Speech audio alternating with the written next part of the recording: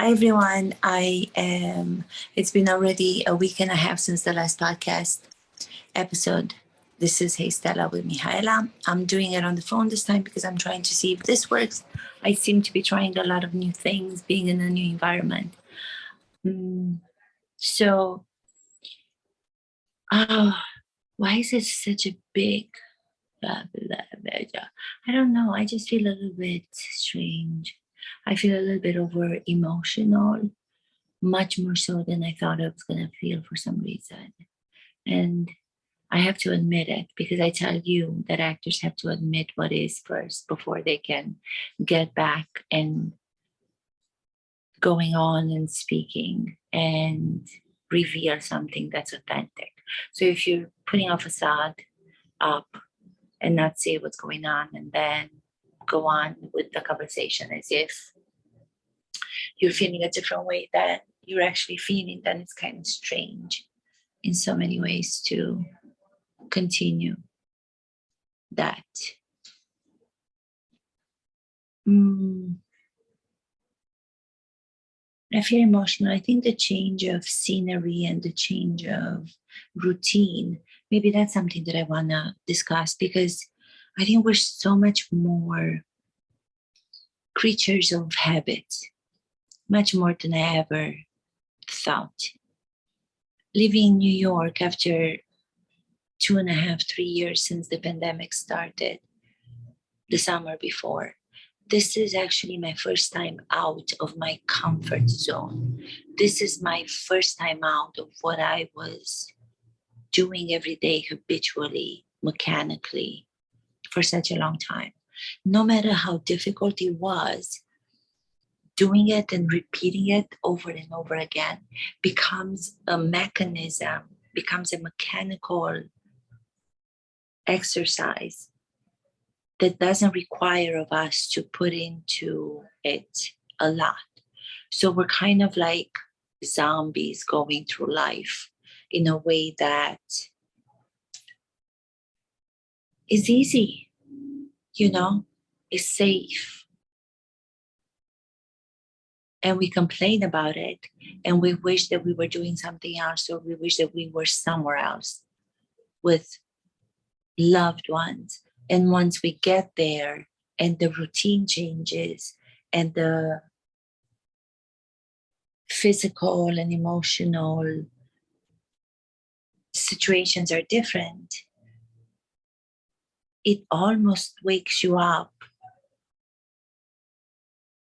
to a level of awareness that requires of you to be involved more in depth. And that involvement in depth requires of you to be more in the moment and to be more present and to not feel so comfortable every second of the new way, of the new routine. It surprises you because you might have to do things differently. It might take away from the everyday essential things that you do to take care of yourself. And you might have to do those in a different way. You might have to do them taking in consideration someone else other than yourself. And when you haven't done that and you're put in that new situation, it is very confusing. It is very emotional. It is very different. But it doesn't mean that it's different bad. It just opens your heart and your soul. And sometimes you don't know what to do when it's so open because the emotions become so much more alive and you can feel them. The vibrations of your being are so much more loud. And they could be so much better for you than the previous mechanical, habitual situation that you had to do for so long. the new one is so much better for you. And you can even sense that there is transformation, physical transformation. For example, on my part, I started to lose weight since I came here. I'm able not to eat as much as I did before because I was eating emotionally.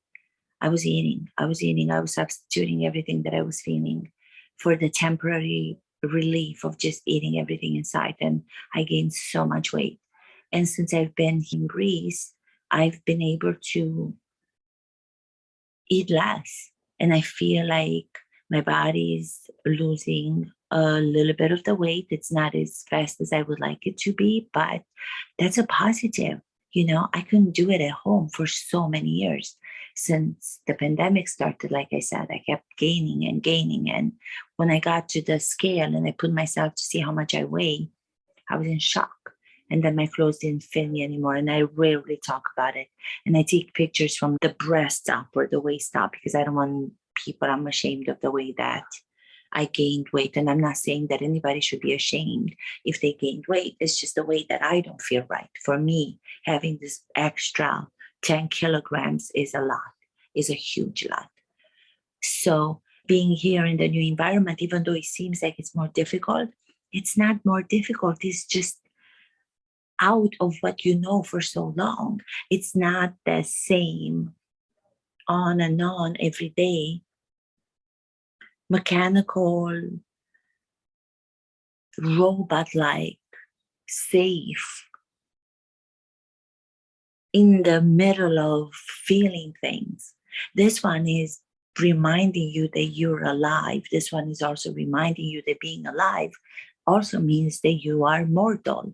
So it's almost like it brings you to life in a way because you have to deal with a language that you don't understand. Like I'm in Greece, I understand a little bit of Greek, but going to a place trying to find my way back, not understanding, not knowing how to ask for things, that requires of you to put more effort, that requires of you to be more involved in the surroundings, more involved with what's happening with you, which is amazing.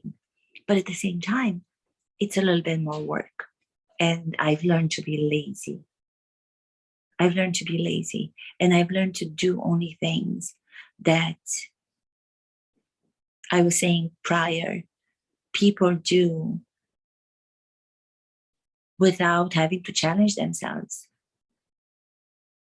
I was talking about Johnny Depp and Amber Heard, and I was talking about the difference between the two of them and how Johnny Depp is challenging himself as a human being. And Amber is not because she thinks she knows everything. So and now I'm going and I'm making the difference and I'm thinking, which category do I fall in? I love teaching. I go to my classes. I teach my classes, but that's already something that I don't feel scared about. I don't feel, I'm still challenged, but I'm not challenged the same way as when I'm challenged if I teach in a different country with different people, with different cultures, because maybe sometimes I have to adjust the way that I teach. So when I do it in New York or when I do it with the people that I know one on one private sessions, it's great, but it's not as challenging to me because I've been doing it that way. So having to stepping out of the arena, the that you know, stepping out of the box that you know so well and jumping into another one that's probably not a square, but it's a circle, or maybe it's a triangle, and you have to figure out how to navigate that is what I feel like I'm going right now. Yeah, because I do feel very, I feel like I cannot make decisions about what it is that I want from day to day. I want something today that's completely the opposite of what I want by the end of the day before I go to sleep. And then I will think that that's what I want and I will make the decision. And the next day I regret making that decision. I don't know. it just feels very awkward that I'm very emotional, much more so than I have been in a long time. And I think I've also realized that there's so much to be done. There's so much to be done. And I feel that I'm a little bit behind on all of that when it comes to the digital world. I've been watching, as you know, the trial again between the JD, as they call him, Johnny Depp, and the crazy Amber lying manipulator. My opinion, again, this is only my opinion, and I have a right to it. And I've seen that there's so many YouTubers that have been producing a lot of content online in ways that I didn't even know you could. Streaming, live, other shows, and they moderating those. To become a moderator and screen or stream something that's of interest. And for the last 6 weeks, the interest for most of the YouTubers that are actually getting so many audience members. It's unbelievable. It was almost a wake up call for me to how much it would be possible to do without having to wait for other people to approve of my projects or understand what it is that I want to do and why.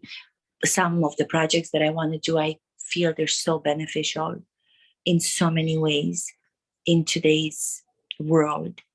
And I'm referring to the creative world, of course, and the benefits that I believe that it can bring to people of any sort, people of any professions, people of any backgrounds, people of any ages. And I think it was very surprising that I didn't find out sooner that there were so many choices that we have on YouTube, and I would have had. I thought that you just upload a video and then you wait for people to view it. And that's not happening because you can't get it out there. And then I realized that with the trial that so many people were doing their shows, their YouTube channels on, there are like millions of people following YouTubers who are actually watching the trial of Johnny Depp versus Amber Heard. And they're moderating, and people are infatuated with watching those YouTuber moderators watching the shows, and the audience members are watching with them. And you just feel like you're part of community when you're doing that. And I just found that to be so new.